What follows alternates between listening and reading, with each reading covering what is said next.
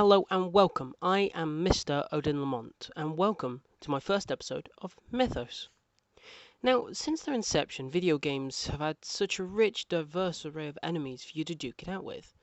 But since we've beaten the human, Nazi army or Russian Soviet human villain stereotype into the dead horse soup it's become, and the prehistoric dinosaur stereotype is rare and few and far between, mixed in with a shocking amount of extraterrestrial lunatics, it leaves a great gap for the type of enemies you'll find most in video games. Monsters. After the last 40 years or so, monsters have been the biggest antagonist in games, and even with such a broad spectrum such as monsters, you'll still find repetition. In fact, most gaming monsters will probably have some background in the legends of our own ancestors. Some are plainly obvious, like all the vampires, werewolves and zombies, but others are quite devious. For instance, who would have thought that even in Pokemon they would have Frostlass, who is based on a Japanese spirit known as a Yukioni. I apologise now if I mispronounce things, I'm pretty naff with my pronunciation. If I do get it wrong, sorry, so sue me. But, to halt my ramblings, I'm going to point out how many games use old-fashioned legends and myths for inspiration. And I'm going to go through in detail and explain all I can and as much as I can about the monsters in video games. Hence the name Mythos. It's about the myths. I'm afraid I don't have much of a collection as far as games go, but I will research as best as I can.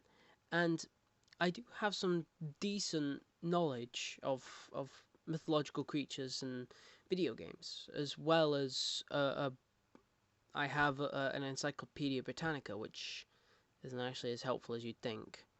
But anyway, the first one is a monster I found in a barely remembered Xbox 360 video game called Legendary. It's the meat pulverizer itself, the Minotaur. Now, the Minotaur is an excellent first example. Not only does it serve as a frightening, formidable foe, 3Fs, blah blah blah, but it also is a prominent figure in Greek mythology. Now, my very expensive copies of Encyclopedia Britannica explain its background in disappointingly small detail, which means internet. And now, thanks to the information of the ever-disputed Wikipedia, we can begin to build our first Mythos case file. Now, first off is, of course, basic filing information.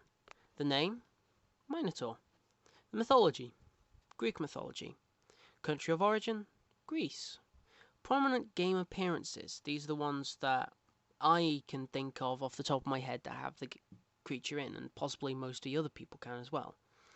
Legendary from 2008, Castlevania Rondo of Blood 1993, Dark Souls 2011, and Age of Mythology 2003.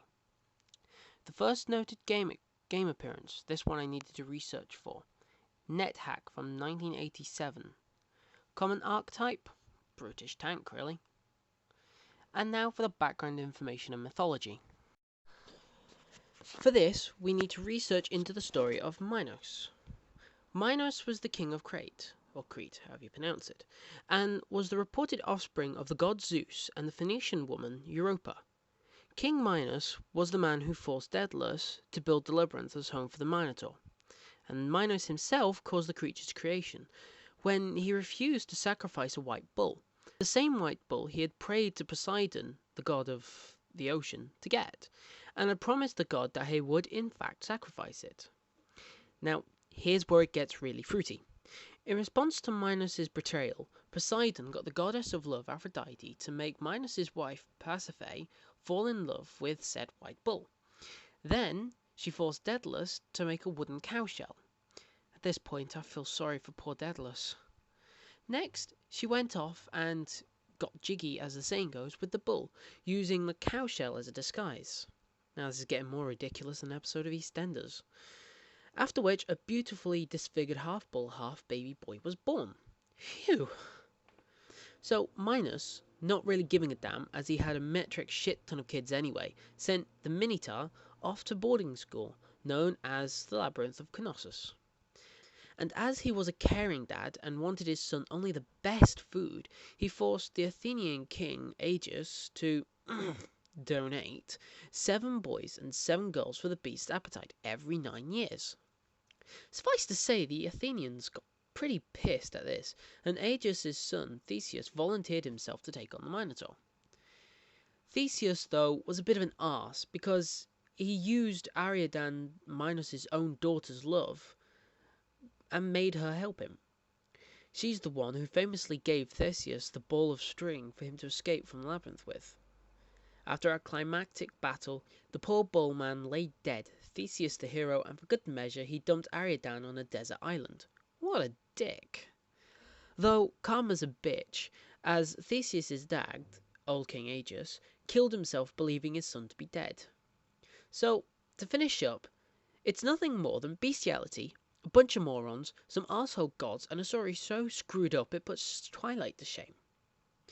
Well, anyway, thank you ladies and gentlemen, I hope you liked this video, and join me next time when I investigate the Psychobomb's Valkyries.